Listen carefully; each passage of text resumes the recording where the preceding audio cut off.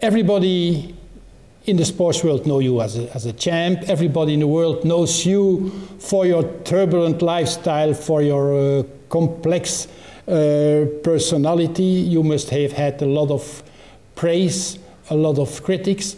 So let me first say what was the most, not only in your career but also in your life, the compliment that gave you the finest taste.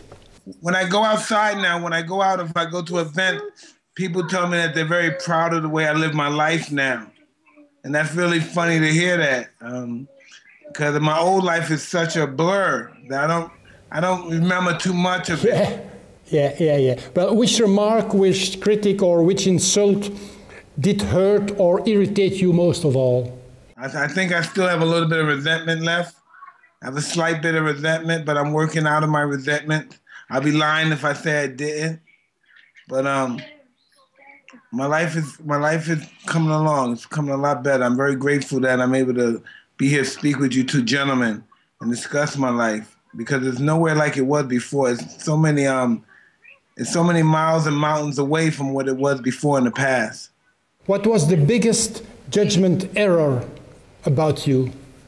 What people think is wrong and is not fair to you? My rape conviction. I know that's a big scar, right? Yeah. Being a kid, what was your biggest dream and your biggest ambition to become beside of a boxing champ? Well, when I was a kid, that's all I've ever wanted to do, was be a boxing champ. I followed the lives and the careers of all the great fighters before me. I don't care what country, what nationality they were. If they were the greatest, I knew who they were and I knew what their life were. And I never knew nothing else. I never wanted nothing else but that until I became older in life in my 30s, and I just started to embark on a show business career.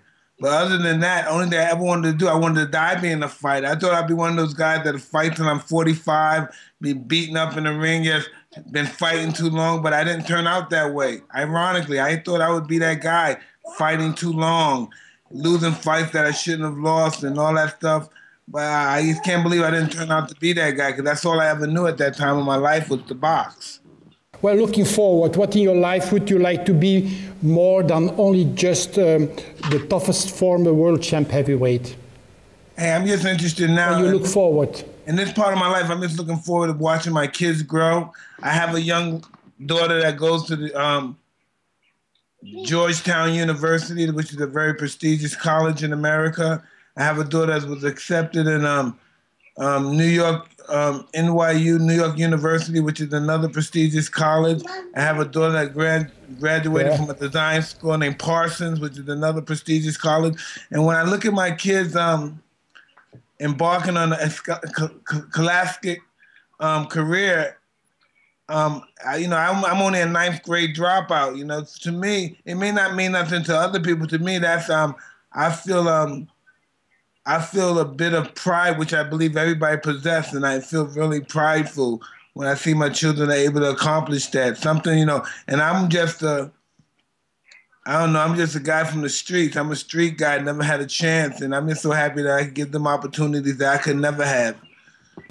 Okay, looking back a little bit to your career, I give the mic to Jean-Marie Dedecker. He's the specialist of your career. The most beautiful chapters in the book are especially about your relationship with Cus D'Amato. You know, about your childhood in Brooklyn, then in the relationship with Cus D'Amato. I'm a former coach, so what interesting me, he made from you really a fighting machine. It was not interesting only, you say it's not only to win, but you also want to fight to hurt people. In which way that influenced your life after? Because Cus D'Amato, he died quite early, and then you stood alone. In which way you were a fighting machine and to go through? I have to admit to you that wasn't good for my personal life. You know, Cus wasn't around long enough to teach me how to channel that. If you know what I'm saying, he didn't teach me how to channel that. Hey, Mike, outside the ring, we can't be that way. We have to conduct that stuff. I just thought that was my persona. I believed everybody had to talk to me a certain way. It was just really ridiculous, really ego-driven, and it was truly about being the best fighter that God created. But you had a capacity. You had a capacity for discipline and training, but at the same time you were a sex, drugs, and rock and roll addict, and that intrigues me a lot. Understand this, when I started fighting with Cuz, and when I turned, I think 15 or 16, I never smoked marijuana, did drugs anymore, but I continued to drink because in my mind, drinking wasn't a drug because it was legal, which I found out which is wrong. It's bull, right? But so that's how my mindset was. So I continued to drink after every fight, and in between fights because I didn't know it was hazardous. And another part of your book is your motivation for boxing, and as Iron Mike was money, but at the same time you were a Robin Hood for your friends, a walking jackpot in short trousers, robbed by your managers, for example, Don King. It's a very complicated situation. Yeah, but I try best not to be resentful. I try not to be resentful because then I wouldn't be good to anybody else because I would do very stupid things and then I won't be here to take care of my children and stuff. I'm a very extreme person. I'm an ultra extreme person, so when I feel that it's necessary to do something out of resentment, I normally get in a lot of trouble. Today, it's another question about boxing, Mr. Tyson. I think you are the last heavyweight champ America got. After you, there didn't came other heavyweight good boxers from America.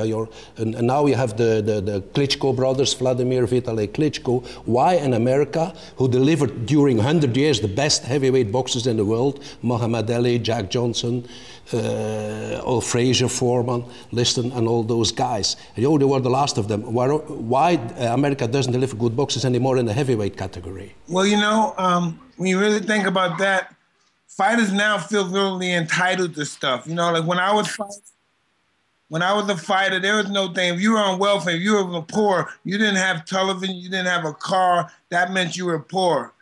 Guys nowadays, they got the internet. They don't have any money, but they got an iPod, they got the internet, and they just don't want it. They don't want to die for it. They're not prepared to die for this belt. And if you're not prepared to die for it, it's a great possibility you're not going to get it. Because this is something worth dying for. For you, it was survival. Now is it pampered? Yeah, now these guys are pretty pampered. They just don't have the, what I'm looking for, they don't have the aptitude. They don't have the dedication and the discipline. They want it for fame. We're living a fame era because we have Twitter and all this stuff. So we live in YouTube. So we live in a fame obsessed era, But these guys don't want to die for that belt. They have family. See, I never had anything, so I was prepared to die for the belt because I had nothing. So if I lost and I died, I had nothing anyway. Did you have ever wanted to be a role model? If you ever considered the possibility, maybe the responsibility to become one? Hey, I'm a role model if I want to or not, There's kids from all over the world that come up to me. They saw my show on HBO, Undisputed Truth, and everybody's been profoundly affected by it. And I'm just very grateful for that as well. So this puts me in a chance to embark on a new lifestyle, so to speak. I'm not perfect, anything can happen, I'm just living life one day at a time like everyone else. Every day is not necessarily the same day. So as people can learn from you, what did you learn from other people? Who are the people that get your biggest respect, maybe even your admiration now? Oh, man. So many fighters. So many fighters. Ali, Durant, Leonard. So many great fighters, Chef. What they overcame. But out of the sports, wider than sports, also in life. On life? Oh, man. There's many people. Think, Mr. Tyson, think. President Obama's one. Julie Garland's one. Oh, man. Ralph Bunch is one. Who contributed most to the development, the respect for the black athlete? Hey, I don't know. There's been so many people, and they didn't have to necessarily be black athletes to do that, To be a hero crosses all boundaries, and it doesn't matter what nationality that you are. You know what I mean? It's your conduct and your consciousness on how you carry dignity. You know, there's a great deal of there's great white inspiration that inspires the whole world, and there's great other guys from India that inspire the whole world. It has nothing to do with your nationality, but more the conduct of your character. Mostly they say Arthur Ashe, the tennis player, or Muhammad Ali. Or... Well, there's so many different. I wouldn't say that. They're great role models. You can't take that away. Definitely Arthur Ashe, because no black tennis player ever accomplished what he has accomplished to this day. If you really think about it, till this day, no other black tennis player ever accomplished what Arthur Ashe accomplished. And a lot of guys became heavyweight champion that are black, but not a lot of guys became Wimbledon champion. I still have a different question for you. I see a lot on television with pigeons. You know, we are from Belgium here. They're the world champions. Pigeon Belgium country. is the country. Yeah, Belgium is the country of pigeon racing.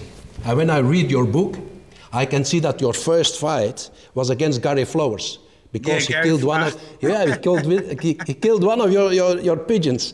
And then your pigeons are status symbols, not only in the Bronx, for example, or Brooklyn, but you also went in 2005 to Russia. Then you went for you've seen the pigeons also at the Russian mafia. And in your book, there is also a very good chapter going that you say, pigeons aren't like women. You need 500. When you lose one, there are some left. What? That were the wild years. From where comes your love for the pigeons? Tell me once. The love for the wife we know, but... Well, listen, if you're from Belgium and you're familiar with, it's just, it's not something you're going to pick up at 15 or 16 years old. This is something that I have to start when you're 10 or 6 years old, and I've been doing it all my life. And it just doesn't stop. It's just what I do. It's just, no matter where I'm at, I have to have birds. It's just what I do. It's just something that's just, it's bigger than boxing to me. It's just, when I'm an old man, if I live to be an old man, I'm 80 years old, I'm going to have pigeons. I'm not going to be looking at boxing movies or thinking about boxing, I'm going to have pigeons.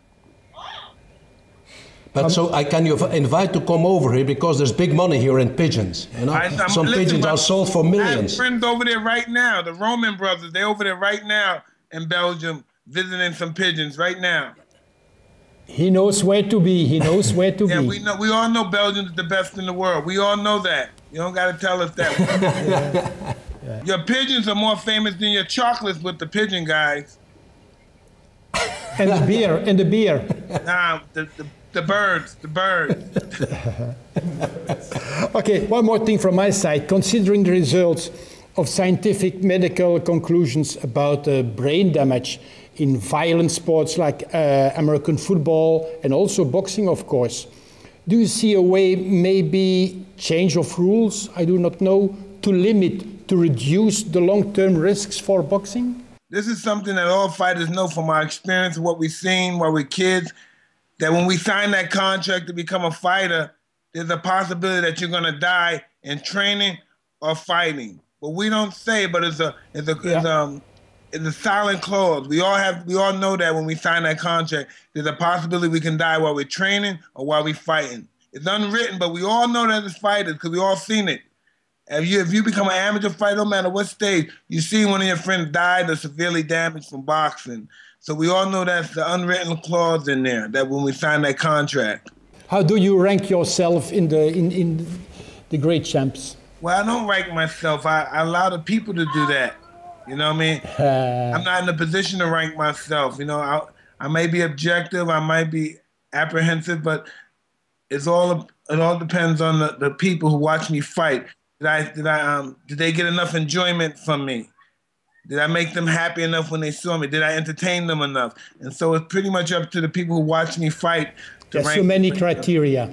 Yes. Okay, thank you.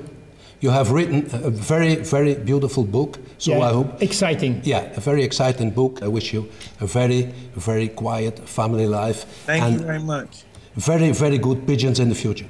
Thank you for welcome us there. Thank you for your time and stay healthy. What time is it over there? What time is it?